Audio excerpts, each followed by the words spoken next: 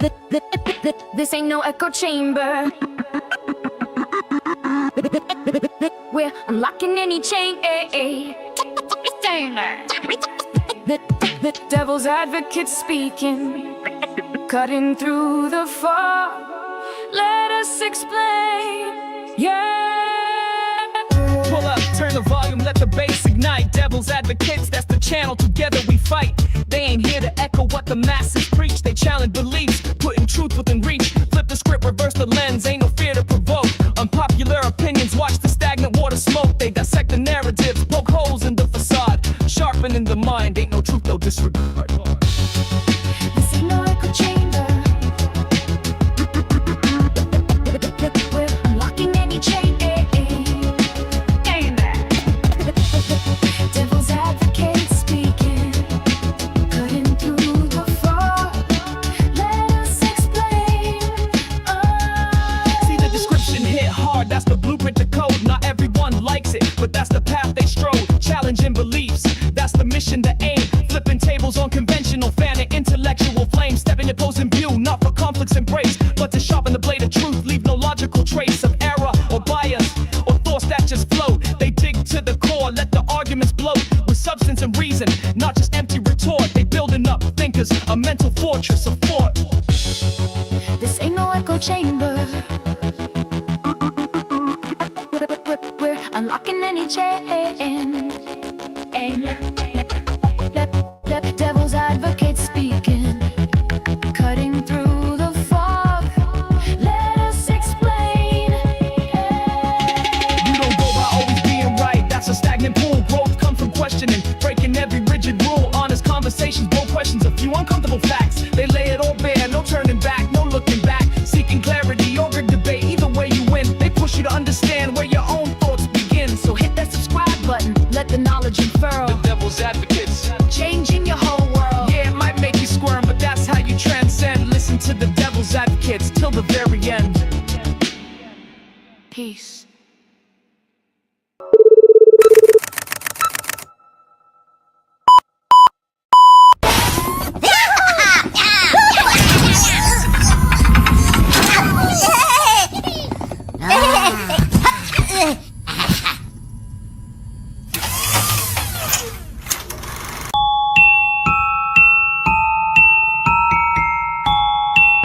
Ladies and gentlemen, you want to know why I'm here today? It's not because I want to give you a pep talk or because I want to make you feel good about yourselves. No, I'm here to tell you the truth.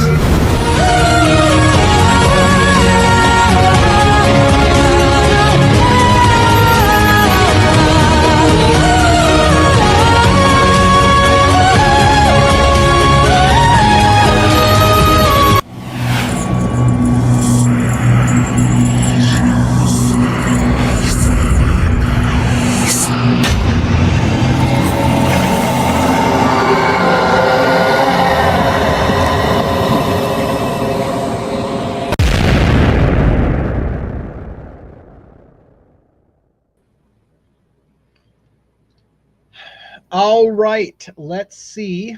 Let's see if we've got sound first. Let's get started on that because that's my typical MO. So far, I really haven't made a mistake for a while, but I want to make sure. Thank you for the intro, that you like the intro, Angie. I appreciate that. True Crime's talking about new information. By the way, I want to let you guys know, and I'm still waiting for somebody to give me some kind of indication that we do have sound because it's not beyond me to be doing this and find out I'm talking to myself. Sound is great. Thank you. Perfect. Okay. So I want you to know that it's not out of arrogance that I don't watch every other person's channel like Pavarotti and Lana and, you know, in all the different channels out there. There's a million of them. I'm not trying to be disrespectful, but not even mentioning all the different names. There literally is not enough hours in the day. You guys already are telling me you have a difficult time keeping up with when I post something and all the other people are posting something, and I'm also creating content and I'm doing research and there's all these other people, and people always want to know, hey, what do you think about Lana's take? What do you think? And I'm like, and Harsh Reality's take, and like, it's not a sign of disrespect. I enjoy the days that I used to be able to watch YouTube like you guys.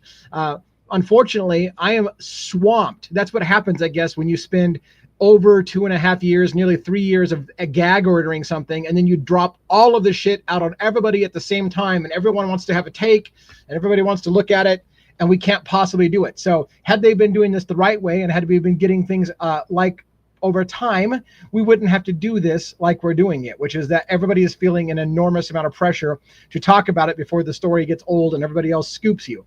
Now, fortunately for me, I'm not super into the who had the first take. Having said that, I feel bad when you guys ask me, hey, you need to look at this video. And I'm like, you just literally sent me a video that's an hour and a half long. Do you realize that for me to try to watch an hour and a half long video, it's super difficult? On top of that, what happens if I watch that hour and a half long video and it's something that I already knew? Then I wasted a whole bunch of time. I don't have that kind of time. So it's not a disrespect. I literally have to pick and choose a little bit more carefully what I do, because there's just not many hours in the day. So I want to say thank you all, by the way, for supporting this channel. It is growing slowly, slower than I want, but it is growing steady, and that's the main thing. And I have a surprise. Well, it's not a surprise to some of you, but I want to share this. You know who this lovely lady is, perhaps, if you've seen my show well enough. You're probably familiar with Ali Benavvento. She's a criminal defense attorney over 15 years. At what point do we say 16 years? Because it feels like I've known her for forever now. So over 15 years, criminal defense attorney out of South Carolina. She came on my show early when I met her on TikTok. Then I migrated over to YouTube. She's on YouTube with me. She's been going on shows with Ali's been going on shows with Birdie Bombshells and I. On Monday, she was just on that show. She's been on another show. And Ali surprised me today. Listen up. If you don't know about this, I'm going to put it around on the bottom of the screen here, or right there. Tune in tonight, Court TV. Ali Benavvento is going to be on Closing Arguments with Politan. Vinny Politan. Yeah, I think that's the name. She's going to be on his show, Closing. Look at that. I didn't even give him the props. Ali Benavvento is on some guy's show. Anyways, Ali Benavvento is a big deal. She's been a big part of my channel. She's fantastic. You guys all love her. Most of you know who she is. Do not miss tonight having her on that show. She's going to talk about Brian Kohberger. Ali Benavvento is going to talk about the Brian Kohberger case with Vinny on the show. She's also going to talk about Austin Drummond, as you can see, and the death penalty in general. So super stoked for Ali. Gosh, I wish I had been able to twist her arm and get her to have a YouTube channel, because this would be a nice way to launch her YouTube channel as well. But it is what it is. And again, she's not super driven to get the YouTube thing going. She just likes to talk about law, which is great for us because we get to have her on the show. I'm going to go ahead and see if I can hide the ticker. And then I'm going to hide this for a second.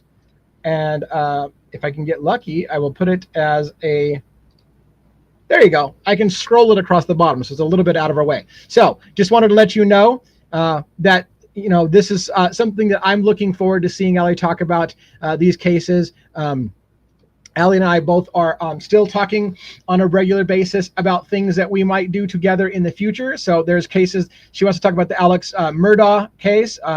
That is big in her wheelhouse, and she has personal relationships with that family and that case, and so we're going to talk about that as much as we can. So super excited for Ali. I hope that she does well. I'm sure she is a professional. She's been on media before, so she's as you know, she's good on camera. She's a super down-to-earth lady. It'll be super exciting to watch. Go watch her tonight. I know that a lot of you, here's the thing, Ali's got to compete with a bunch of YouTubers. She's right in prime time with a bunch of YouTubers tonight. So I recommend you watch Ali Benavvento, not to show disrespect to my fellow YouTubers out there, but you can't watch it all, or at least record it. At least record it. Whatever it is, give Ali some love. Hope that she does great on that show. I'm sure she will. I don't think you can rattle Ali. She's top notch. So what else is going on? Wanted to let you know I finished the documents from the Moscow Police Department, the MPD documents. I finished that this morning. I think I posted that this morning. My days all run together. that was my last one, right? It was documents number 300 to 314. Then somebody tells me, oh my God, the NPD released unredacted versions of the same documents. I don't even know if that's true at this point. At that point, I about threw my monitor. I'm like, I'm not doing all of these over again. I just spent about 19 hours covering all documents from 1 through 314, doing my best to guess what the redacted names are. Are you telling me they just unredacted all the names and I no longer have to guess and be wrong about shit? I'm not doing it over again. Now, unfortunately, that was the anger part of me. And fortunately, if you will, well, I should just leave that up. I'm just gonna leave that scroller across the bottom. Fortunately, the reality is I'm gonna probably have to look at some of those unredacted documents, if that's the case, and make sure that I was right. There was a couple of ones, like the very, very last document I did, where it looked like they were taking fingerprints from Jack DeCoeur as late as just a month or so ago. And so I was like, why is that happening? But it was JD, and who knows what it is because it's redacted. So the question is, has that been unredacted? Do we know for sure that that's the case? Now, I got to put the comments and questions on here. I haven't been paying attention like a good boy, so let me see if I can get this done. She's big. Yeah, Ali Benavvento is big on Luigi, and Luigi is big on my mind. In fact, I have a new Substack account. It's called the Devil's Docket. You can look it up on devilsdocket.substack.com or some shit like that. I have to get the URL exactly right, but I believe it's Devil's Docket. It originally said my name, and that didn't make sense to anybody. The actual Substack is called Devil's Docket. I'm going to be doing regular writing. I used to want to be a writer badly. I want to write books. I still have that dream, that hope, even though I'm getting older and my time on this earth is limited. I would still like to write some books. Anyways, I wrote about Luigi Mangione and how the Devil's Advocates started. So if you're interested to know the very, very first case that I got into on Devil's Advocates when I was a TikToker in the early days, when I was telling my friend, I can't do TikTok, I'm not young and pretty, nobody wants to see an old bastard talk about the news, and my friend was like, no, dude, you've got something, do it. And so I talk about that journey. So if you want to see a little bit about my journey, I'm going to continue to write a little bit of my journey, how I got into Brian Koberger's case, which, by the way, I got into the Brian Koberger case before I became a TikToker. I was already in that case a little bit. I resumed interest in the Brian Koberger case when Luigi Mangione took off, and I was like, oh, you mean I can be a TikToker at this age? Like somebody will actually look at this old man? Like, okay, maybe I can talk about that. And so I resumed, hey, I'm still interested in the Idaho 4 situation. And wow, that took off and dominated Luigi Mangione's story for a while. And yeah, I would like to do a show on Alex Murdo. In fact, Ali, I asked Ali, I'm like, is there really any reason for me to get in on the whole Alex Murdo stuff? And she's like, oh my God, you need to look at this, this, and this. She gave me a research list. So I'm going to do Ali. I don't know if it's a favor because I don't think she cares one way or another, but Ali and I talk about things. So Ali gave me a list of things that I need to look into. I am on it. When I find time in this schedule, and I will make time for it, I'm going to get boned up on that so I can talk to Ali about the Alex Murdo story as well. What else do we got here in the comments?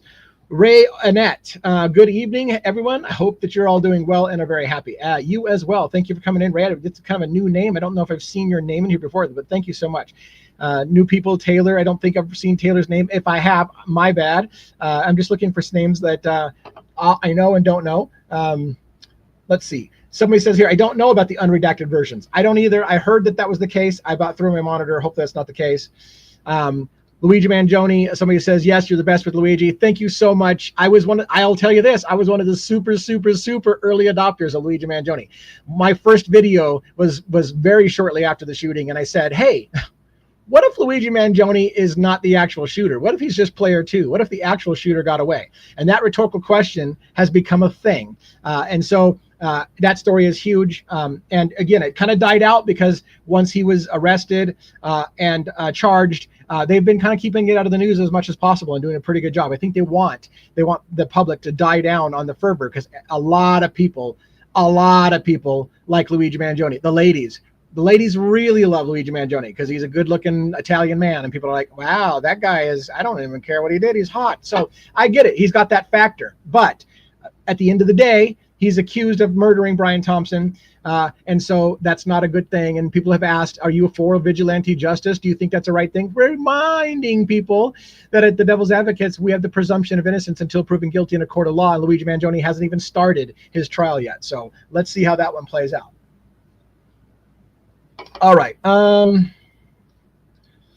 I'm considering writing a book on Brian's angle. I wonder if Brian would allow it. Well, unfortunately, Brian doesn't have to approve it. You can give your opinions all day long. So there's that. Whether he would talk to you about it and share things, I highly doubt it, because I'm asking as well. I've got an interest to find out some things from Brian Koberger, and I'm not saying that I have a better chance than you, but I have a sneaky suspicion he's not talking to anybody about it at all. But that's my suspicion. Chappie Boss, what's good, AD and disciples? CB in the house. What is up? Thanks for the gift and the Oregon shout out, even though you didn't shout out Oregon, but I know you're in Oregon, and it's good to see you again as always. So I've been subbed to you for about 2 months, and Birdie and Phoenix too. Awesome. Thank you so much. Sorry if I didn't recognize the name. I'm an asshole. I apologize. A lot of names go by my screen. I don't remember interacting so much, but my days are long and I'm tired. What else do you guys got on your mind? This show does not have a scheduled agenda, but I do want to keep on a regular schedule, in the sense that I want to make myself available for questions and comments. I want to talk about the videos. So again, I posted the last part. Oh, did you see the big mistake? Did you see the big mistake I made on documents 251 through 300? I went on a 10-minute rant that turned out that somebody wrote in the comments, I wanted to scream, no, you're getting it wrong, as I ranted for 10 minutes. Get this, if you didn't catch my mistake. In the police report documents, they listed a software program by the name of CastViz. CASTVIS. That's what I thought it was. It was actually CASTVIZ.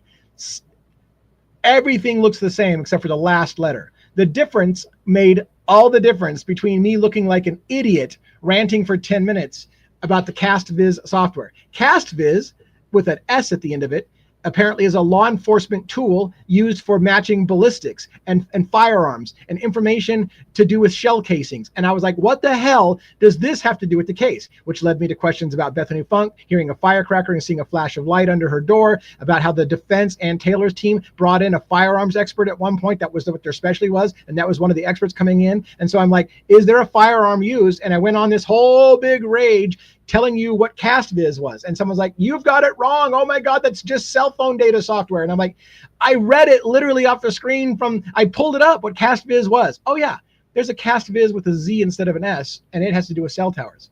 Shit, that was embarrassing. Super embarrassing. So I tried to edit out the 5-minute block where that was at, and I reposted the video, and it was a 2-second video, ruined the video. So then I had to go back to the original file, and I had to take it out manually in Premiere and then repost it. Shit was insane and a ton of work just to correct a mistake. I guess I could have let it fly, but damn it, I wanted to correct it. All right.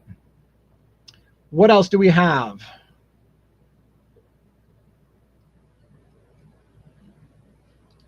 Did you see the video made by Daniel's son on Banfield Stop? Appears to show people tied up in the background. I did see a little bit about that. I did see it. Don't have a super lot of comments because I shy away a little bit from enhanced audio, enhanced video with shadow enhancements and bringing up light. While that is cool, it is very cool. It's something that I just don't want to stick too much of my neck out because it's too easy to be wrong. And then I look like an idiot and discredit myself. So I did watch it. I find it interesting. Yeah, I'm afraid to get a little too far on that. So I'm going to hold my thoughts. If I do have more thoughts on it, I might put it out in a little smaller audience. What else?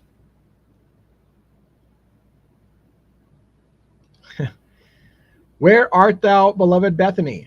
Why are you absent at sentencing? Are you in a funk? Yeah. Man, I've got 2 words for Bethany Funk. Exculpatory evidence. You know you have it. The defense knows you have it. The prosecution knows you have it. You got protected from the federal government so that you wouldn't have to go to trial. They were fighting it. That is part of the reason, probably why this turned into a plea, because you had exculpatory evidence and everyone knows it. And they were doing everything in their world to make it so that you didn't have to go. and talk about it. So good for you. That's my opinion. That is an opinion. I know I realized as I said that it sounds snarky and you're going to say I'm victim shaming and I'm attacking people and what a horrible, shitty human being I am. Okay, most of you here are not going to say that. Some people will say that what I just did was shitty and snarky.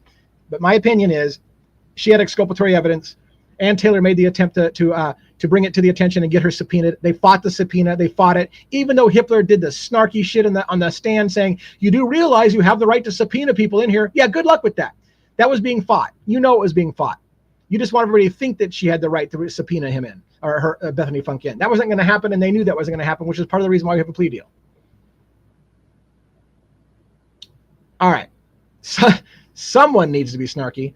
Well, today is my day. I'm feeling a little snarky, and but yet the nice guy part of me, because damn it, I'm so tired of being a nice guy. But the nice guy of me is like, I can't even be snarky with being like, I'm sorry, probably shouldn't have been snarky. It's in my nature. Thank you, by the way, for people who are suggesting that you hit me up the like button. Let people know that this is a show to watch from time to time, right? Get the subscribes going. Tell your friends. Tell your friends you saw Ali Benavvento on my show before she goes on Court TV tonight with Vinny, whatever. So that would be very, very cool. Have you tried to interview Hitler, the worst judge in the history of judges? Here's the thing. Here's the thing. I am working on time commitments mostly. I do intend, I'm starting to live by the logic of, and never hurts to ask. So I'm intending to send out letters asking for names in the case to talk to me. I don't think they will, but I always assume that they never would. And so I don't ask. And I'm starting to get to the point where I'm like, you know what? It never hurts to ask. So I will draft a professional email or correspondence. And I'm going to shoot it out to a bunch of people, and we'll see if we can get somebody to talk. Do I suspect that Judge Hitler is going to talk to anybody? Hell no. We know Brett Payne will talk to people, but I don't suspect that. And I think Bill Thompson will talk to very select people. I don't think Hitler is going to talk to anybody, but maybe I'm wrong.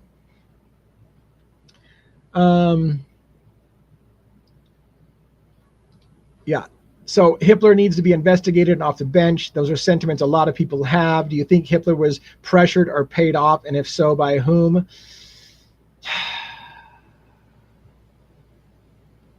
My thoughts on Hitler really are, honestly, Hitler, former prosecutor, has the mentality still that most people are guilty, and thought that it was a slam dunk case. I honestly feel that, yes, there was some pressure on Hitler to do things the way that they did. But I think that at the end of the day, I think personally, Hitler also, and I know that this isn't a popular opinion, but I feel that Hitler himself was a little bit stunned on the plea deal that came in, and actually was kind of looking, despite the fact that he was railroading the defense and made it so the defense was going to put up the worst defense that possible, that he could let them, he was making it possible. He was trying to do everything he could to make sure the defense had the worst chance possible. But at the end of the day, I think he still wanted to see the trial. I had a feeling that even he was disappointed that it wasn't going to happen. Because, his whole life at that point, for years, had been about preparing for that trial. And then at the last second, it just swept up and we're done. So who knows? Woon Woon says, I still feel the FBI leaked the info and may be investigating police corruption, drug connections in Moscow. Yes. I honestly think that is a possibility. There was a lot in the documents that looked to me like somebody was looking into police corruption.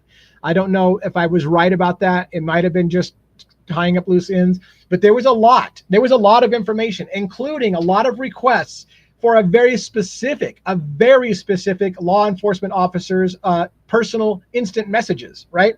So when they start looking at a law enforcement officer's personal messages and wanting to know who was on scene and who was, I know it looks like I'm doing coke. I'm constantly moving my nose. I think my nose hairs are just tickling me. It's freaking annoying. I shouldn't have nose hairs. Anyways, the point being is that my nose itches, and so my whiskers. Anyways, more than you wanted to know, but I'm not doing coke on TV. So let's get that out of the question. The point being is, I think there was a lot of investigation. They wanted to know, those documents showed that they wanted to know who in law enforcement had moved on and retired or moved out of Moscow Police Department right after the murders. They wanted to know who accessed their computers, including FBI and other agencies. They want to know who accessed the computers. And it looks like maybe it was just all in the vein of making sure they've got all the discovery so Ann Taylor has everything she needs. I cry horseshit. It looked like an investigation. And it looked like it was done before the big, hey, who's leaking stuff to the media. Dana, thanks for saying, what's up, Lee? I'm doing good. Thank you so much. What else we got? Any questions, comments, concern? Remember, I've got other cases that I'm following as well. Brian Kohberger is kind of coming to an end, but we will be talking about it for a while. This is one of those cases I feel like people are going to be talking about years from now, but it's not going to be something that's going to dominate the airwaves. It's going to be something that comes up. It'll be one of those things. You're going to be talking about some other case, and they're like, well, it's like the Brian Kohberger case. Fuck yeah, it's like that case. So it's going to be that kind of case where it gets brought up over and over and over again. But it's drawing to its conclusion only because if the time runs out on the appeal, which is about 20 days or less, I think, if the time runs out on that appeal, it is done. What is there to do? There's nothing left to do. You've got an admission of guilt. It's done. So you can talk and you can speculate all day long, but at the end of the day, will anything change on the outcome? So, do you think that at some point we'll see an interview with Ann Taylor, or is she going to stand silent? I think she'll eventually say something. That's my opinion. I think she'll eventually say something. I already saw something that was kind of like, I think it came from her, but it wasn't an interview or wasn't a live interview on TV, but she indicated that she thought that it was a win, that she got a win for Brian Kohberger by taking death penalty off the table. So therefore she considered, I heard that there was an article where she indicated that she thought that she did him right, that she got death penalty taken off the table, and that was the best that she could do for him. Does anyone believe that Kaylee and Rosenthal had a fling? Yeah, there's a lot of people, so I'll answer for the group. A lot of people think that. A lot of people. Twizzle Sticks in the house. Welcome. Thanks for coming in. What else is going on? Comments, questions, concerns. I'm scrolling through. Let's see. 29 days left for the appeal window.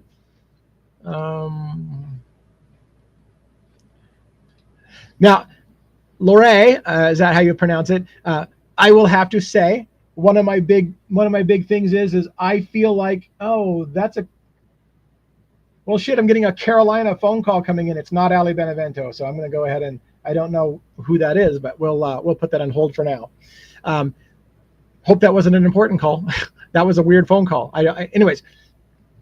Back to the show. I shouldn't even looked at my phone, but it was vibrating next to me, and I'm like, "What the hell? I'm getting a call." So, anyways, what was the question? Whether I'm going to say, here's where I was going. I'm going to say, yeah, were there drugs involved? I don't have a problem saying drugs. I know a lot of people see drugs and unaliving. I don't do that.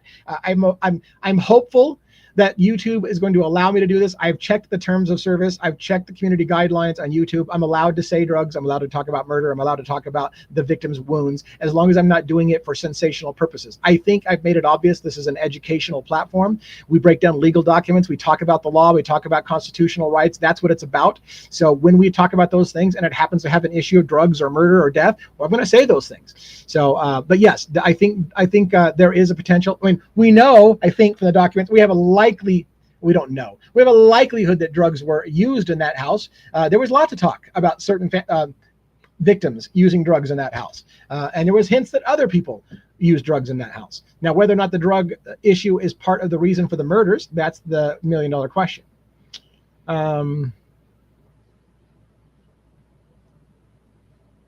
Looking through my comments.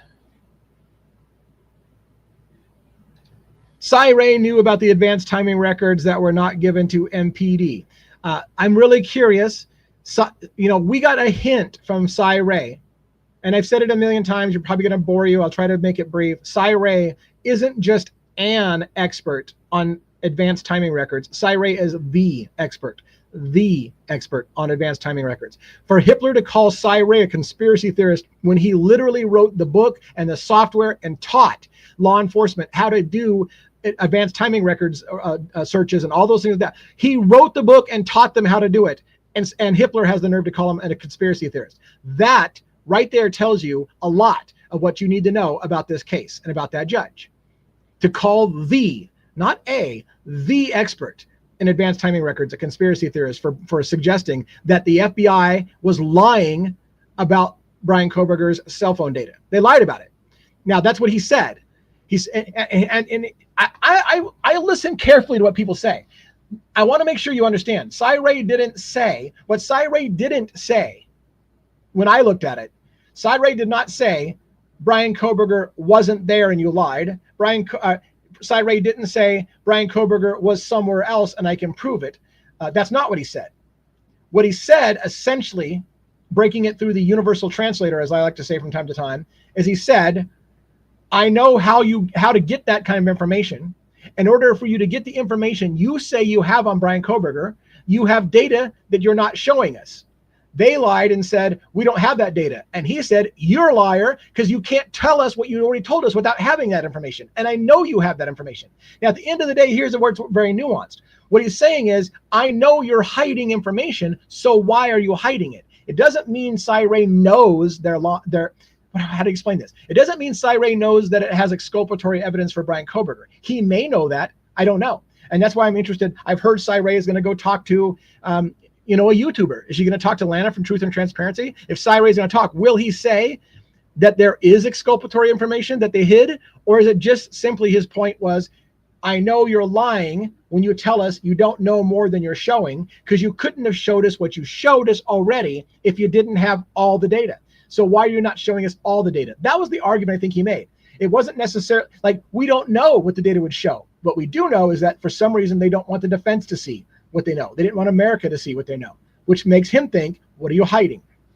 That's my take of the Cy-Ray situation. What else?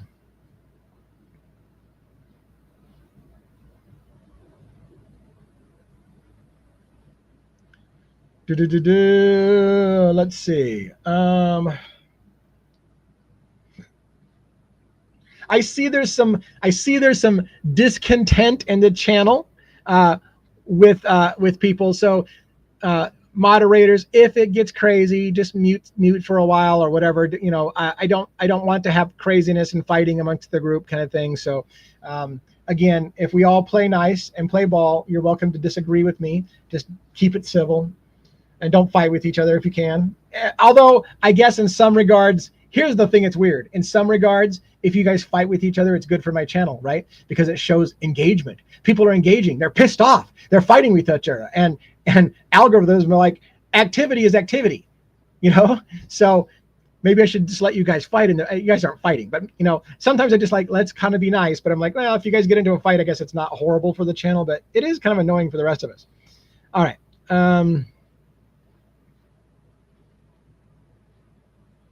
Let's see.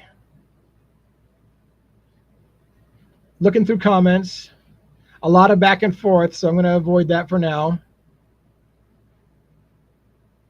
Cy-Ray pissed Hitler off with his prosecutorial misconduct allegations, and he got blocked. That is a pretty good way to explain that, I think. All right, looking through.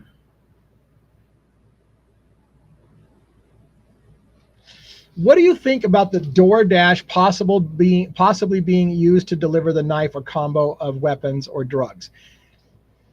So I'm glad you asked about the DoorDash, because that is indeed how my whole.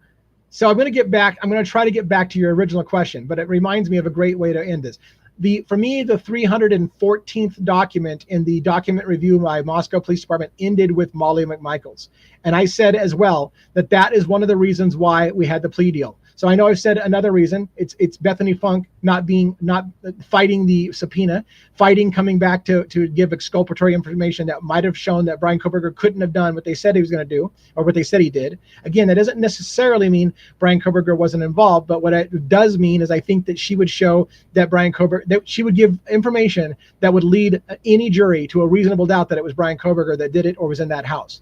And so she was fighting, and I think the feds were fighting to make sure Bethany didn't come back into the state and have to testify about what she knew, because it would screw the trial. But on top of that, Molly McMichaels was the icing on the cake, in my opinion. Because what you see is, once Molly McMichaels got famous on YouTube by everybody exposing her body cam footage and the footage from inside the police department when she was arrested, and she came up with these surprise allegations or surprise comments. Yeah, I'm the DoorDash driver. I'm going to testify in the upcoming trial of Brian Koberger, the guy that murdered those girls. I'm the DoorDash driver. I saw Brian there at the house. And I'm like, really? You saw him? This whole time they've been hiding an eyewitness that can place him at the house? Well, screw you. No, that is not how that shit played out. Because thanks to the document doc and a few freaking people who know how to read, what we found is Molly McMichaels didn't see shit. She never saw Brian Koberger. She didn't see shit. Yet, listen up. Molly McMichaels was prepared to go to trial and testify saying, I saw Brian Koberger at the house. She said, in that off-camera kind of thing that we caught, that she was sitting right next to him. Fuck you. You did not sit right next to him.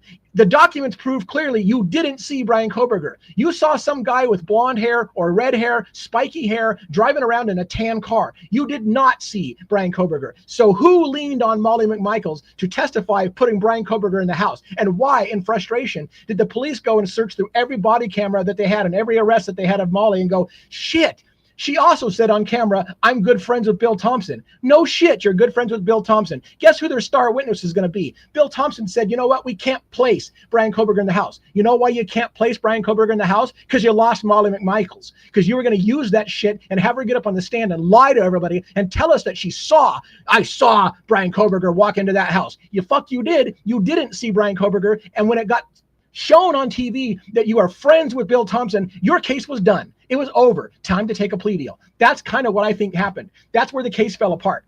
Wow, I didn't expect to get that pissed off. That's where the case fell apart. And it was also Bethany Funk not coming in and bringing exculpatory information. It's a double whammy.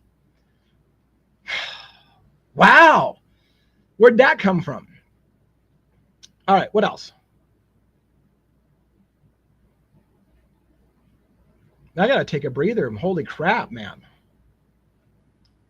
And I lost a lot of comments because I stopped looking. Oh, yes. So you're asking whether or not Molly brought the knife. I'm still going to have a hard time, Moon, getting back to the knife delivery thing. Did you see Molly McMichaels saying she also saw a female in the house, a brunette, ducking down every time she would look up to the house? Molly McMichaels couldn't find the address, 1122 King Road residence. Guess what she was doing? She was circling around. She was circling the neighborhood. Oh, wait a minute. Only a killer would circle around the house because the killer's trying to work up the nerve. Remember, that's what Howard Bloom told us. That's what Dateline told us. Only Brian Koberger is circling the house because he's trying to work up the nerve to kill them. I want to do it. I don't want to do it. I want to do it. That's the narrative they painted in the book and in the NBC special. Brian Koberger's circling the house because he wants to not do it. He doesn't want to be that guy, but he has to. The voices in his head. That shit, all you just creative writing bullshit. You know what else could have happened? Somebody had the address and they're circling the neighborhood, because when you put in the 1122 King Road residence into Google, it doesn't take you to the house. It takes you around the back side to the back of the house where they say Brian Koberger parked. It takes you to the back side of the house, and then it tells you to walk down to the house, which Molly McMichael didn't want to do. So Molly McMichael got out of her car and she walked around the house on foot because she didn't want to go through the dark, not lit area, walking down to the house like Google told her to do. And when she was walking there, what does she see? She sees somebody in the house at the time of the murders who's got brunette hair, ducking down, trying not to be seen. Every time she looked at her in the window, she's ducking down not to be seen. How the shit did we not hear about that for 2.5 years? But you know what? That's your star witness. That was your star witness that was going to put Brian Koberger at the house. But no. No, I don't think she was delivering the knife. I don't think she was delivering the knife. So there you go. I did get to your question. Woo! Okay. What else?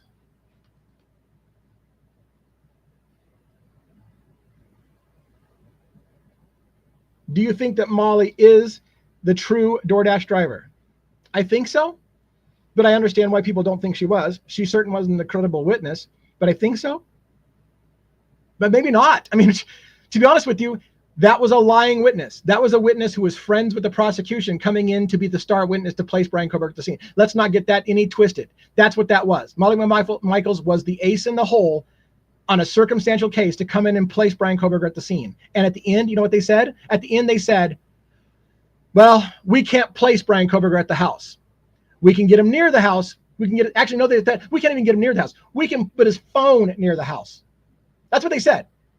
Unfortunately, we can't place Bryan Kohberger in the house. Now, keep in mind, interesting you say that when you say you've got his DNA in the house. So you've got his DNA in the house. Why don't you think that's worthy of saying, yeah, we've got him in the house. We've got his DNA in the house. You obviously, no, you didn't say that. You presumably have his DNA in the house, and yet you tell us we can't place Bryan Kohberger in the house. What does that tell you? They knew the DNA was a horseshit thing as well. Because if they thought that everyone in America would be convinced Bryan Kohberger was in the house because the DNA was on the knife sheath, they would say, we placed Bryan Kohberger in the house. His DNA is there. But they didn't say that. What did they say? What did they say at the plea and in the sentencing? We can't place Bryan Kohberger in the house. What we can do is we can place his phone. His phone. We can place his phone near the house. Are you kidding me? Why was there a plea in this case? Anyways. Eventually this anger is going to have to die down, right? Why am I so hot about it? This isn't like the first time I've done this rant. Why am I still spun up about it? I don't know. I'm looking through the comments still. Molly saw Brian Enton. That's good shit. It was spiky hair. So yeah.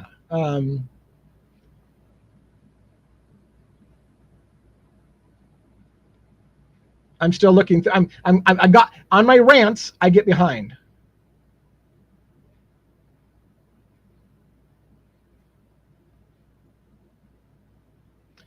Zero authentication from DoorDash docs with her name and DoorDash registration. Isn't that interesting? Or how about the Uber driver who was off the books driving Kaylee to the house? Off the books. Uber didn't have it on their list. Nope, he wasn't driving that night. But as a reminder, drivers frequently will drive friends for free off the books to avoid having to pay Uber their cut.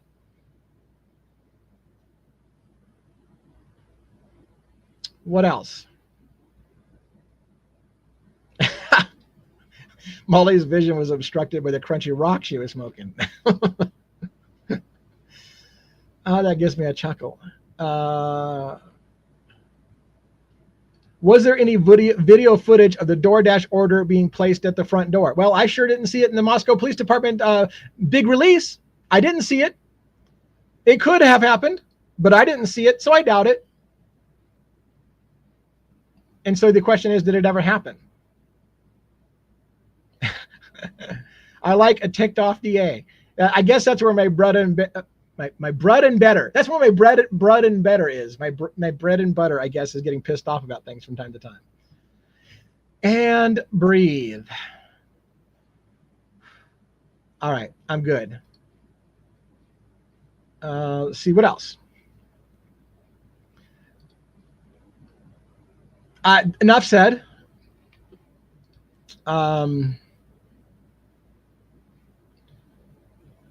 Did you hear that the DoorDash driver was killed? I did not.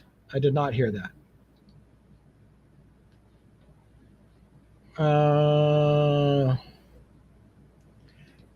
How long was Molly there? Didn't she even say that she walked her dog? Yeah, she took her when she parked behind the house because Google told her to park behind the house to make the delivery, and she didn't want to walk down through the backyard. She and her dog got out and walked down the street. So yes, I believe that. I think in the documents she did say she was walking her dog. Now, not walking her dog per se, like we're just out for a nice little stroll at night. It was more like her dog for protection or her dog to keep her company, whatever the case may be. She did take her dog, I think, according to the police report.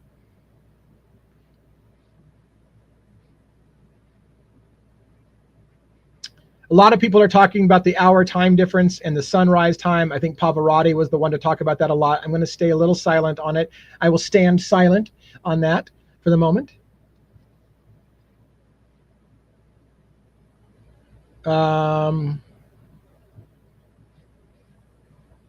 What else?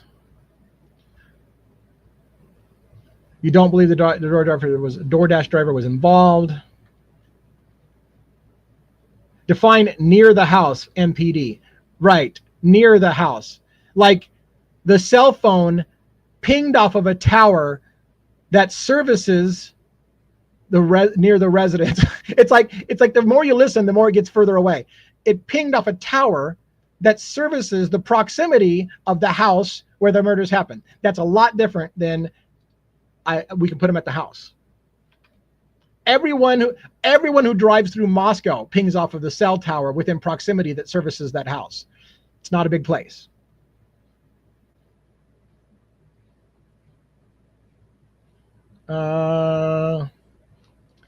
Do we have the official autopsy release yet so we know who was killed first, second, third, fourth due to their mixing of the DNA's blood? It would be help with the timeline greatly. I believe we do not.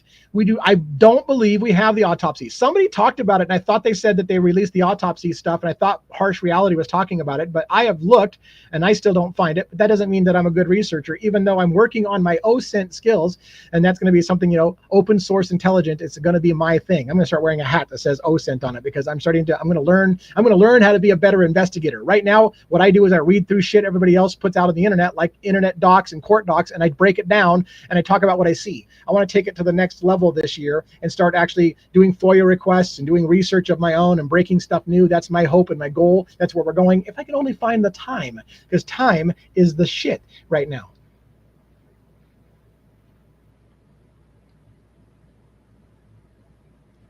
All right. Let's see. Looking for some. We only got about 15 minutes left. Let me remind you again why we still have 15 minutes left. Do not forget to watch Ali Benavvento. I believe, I think it's a done deal. She is going to be on the show tonight on Closing Arguments with Vinnie Politan. Make sure you catch that show. Make sure you help their numbers so that they know when Ali's on there that people like to listen. I'm looking forward to seeing Ali. I'm excited about it. She was just on with Birdie and I on this Monday. I'm stoked to consider Ali a friend. And then I'm stoked. I'm stoked for her. I'm stoked to have her as a friend. I think it's a big deal. Hope that you'll be there. What else? We do have a statement from an expert who read the autopsies and was going to testify that Xana and Ethan were killed at the same time with no DNA cross-contamination between their wounds with 2 knives. Woo! That's a shit. There's a reason why. I'm telling you, there's a reason why we didn't have a trial. There's a reason why we didn't have a trial. Because I think the jury would have been really having a second questions about who did it and how many people were there if we had had a trial. And furthermore, they would have found out that there were things done illegally by law enforcement, particularly the FBI. I think that's my personal opinion. And the FBI didn't want to expose how they violated our civil liberties in order to get Bryan Kohberger. So it was just easier to take a plea, especially when you have a largely circumstantial case and your star witness can't place Bryan Kohberger at the house like you want him to. I bet you she got screwed on her deal. She probably had okay. I have no proof of this whatsoever, but if you believe in crime drama shows where police officers or law enforcement will look the other way or not go hard on you on this situation if you help us with that situation. What happened to Molly's plea deal or her deal for leniency if she plays ball and puts Kohberger at the house when that fell through? Poor girl, she's probably getting in trouble. All right. What else?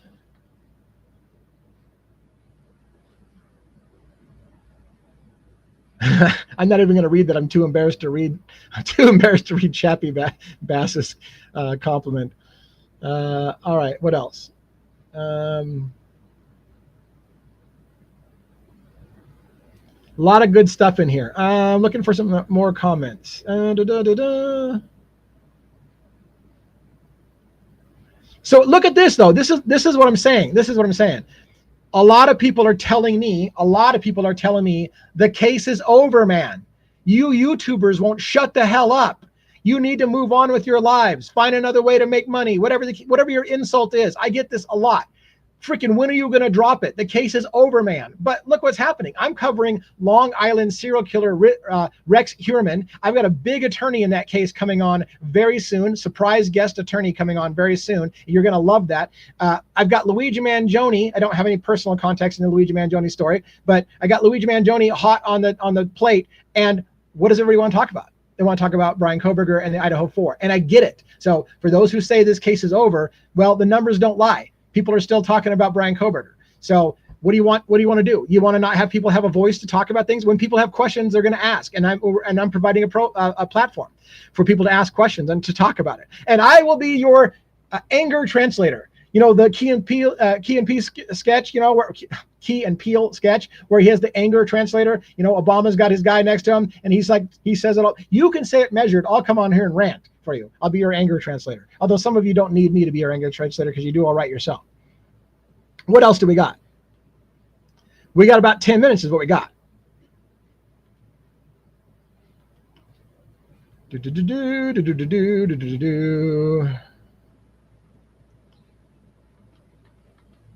Yeah, thank you, Chappie, for drop some DNA, press your ash finger on the smash like button and like, subscribe, notification bell. Make sure you get notification bells all for the channel. I don't say that a whole lot, so I appreciate when other people do.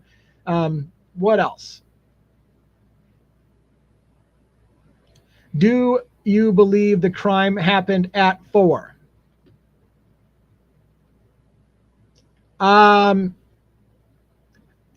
I believe that there's a scenario when you have more than one person involved that the crimes could have happened right in that window for that period of time when you involve other people. But I have every reason also to believe that it's not a stretch to say that the killings started around 3 o'clock in the morning and went through 4 o'clock in the morning. So it could have taken place over a 2-hour period. And that would not be out of the question for me.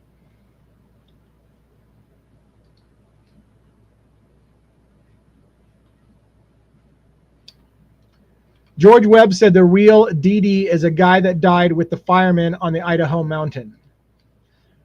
George Webb is an interesting fellow. George Webb also indicated that an individual who's still, as far as I know, on the run, Travis Decker, who murdered his 3 daughters, who's still on the run somewhere around my neck of the woods, was potentially the cleaner in the Idaho 4. I might want to talk to George Webb sometime. His channel's way, way, way big, so I don't know if he'll talk to somebody like me, but I'm curious to talk to George Webb in a respectful manner. Never, by the way, never will you see me if I have a guest. By the way, this is a shout out to anybody. Any of you who have friends who are YouTubers or have a channel and would be interested in talking with me, I will never embarrass somebody on my show.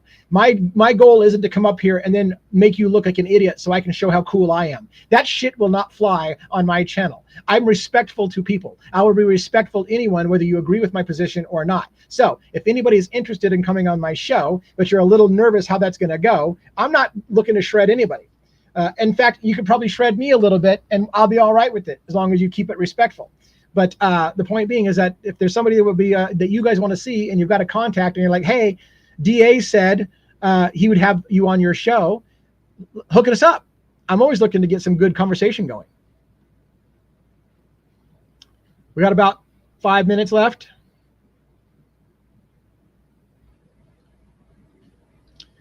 Do you think that Kaylee and Xana were tied up at 2:54 because that's when their cell phone activity ceases? Appears some of the crimes started then. I'm going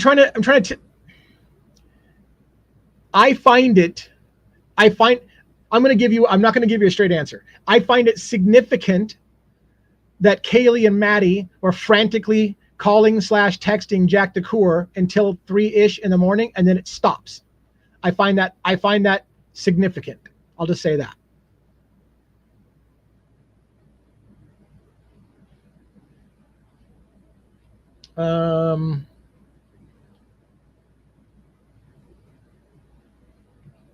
What else?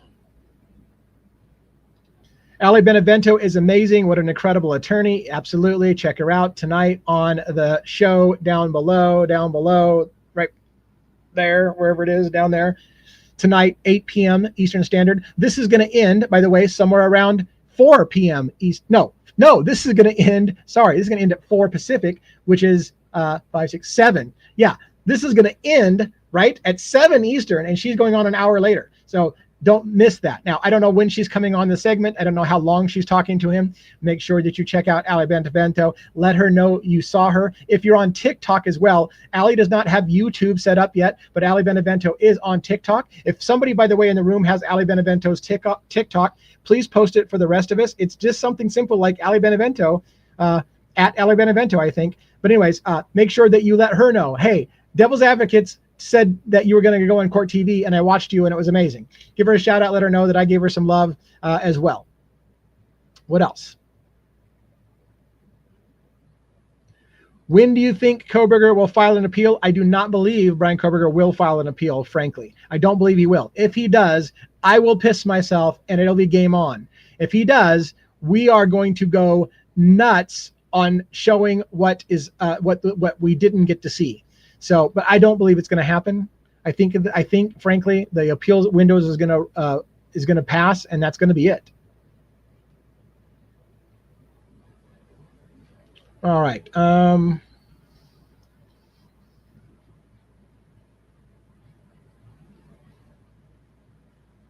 still looking for some. I'm looking for that last minute thing, right?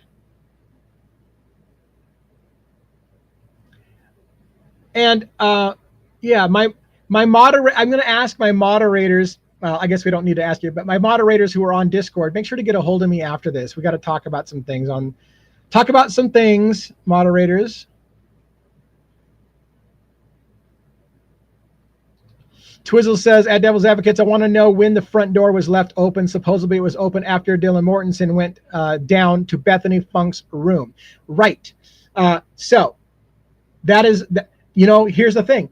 Was it not at least two different individuals who said, yes, I saw the door was wide open to the front door of that house at 9 o'clock in the morning-ish. Two different people saw the front door open. Other people that arrived said the door was already open when they arrived. But we've got people who said as early as 9 a.m. the door was open. So if that door was open, it means certain things.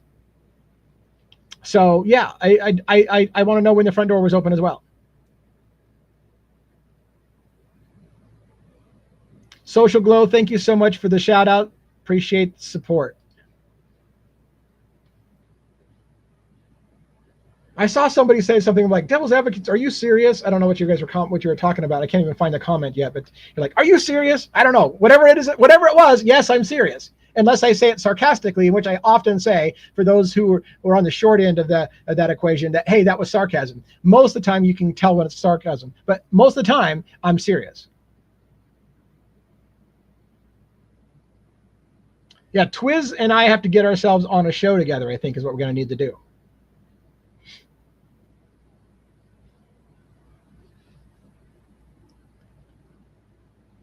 All right, I'm trying to catch up. When I get to the bottom of catching up with these old comments, we're going to wrap it up. We're about 2 minutes away. And no, that's not the Coke nose going, remember. Twiz says, the Devil's Advocates, I'll come around on sometimes. You prefer Discord or email?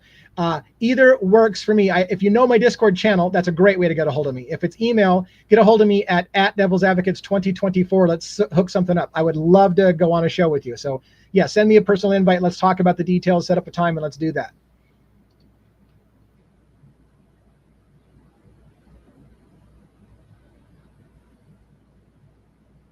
I'm just checking last minute comments. I keep saying that, but the comments are coming. When you got 114 in the room right now, they're coming in fast enough that's hard to keep up with it.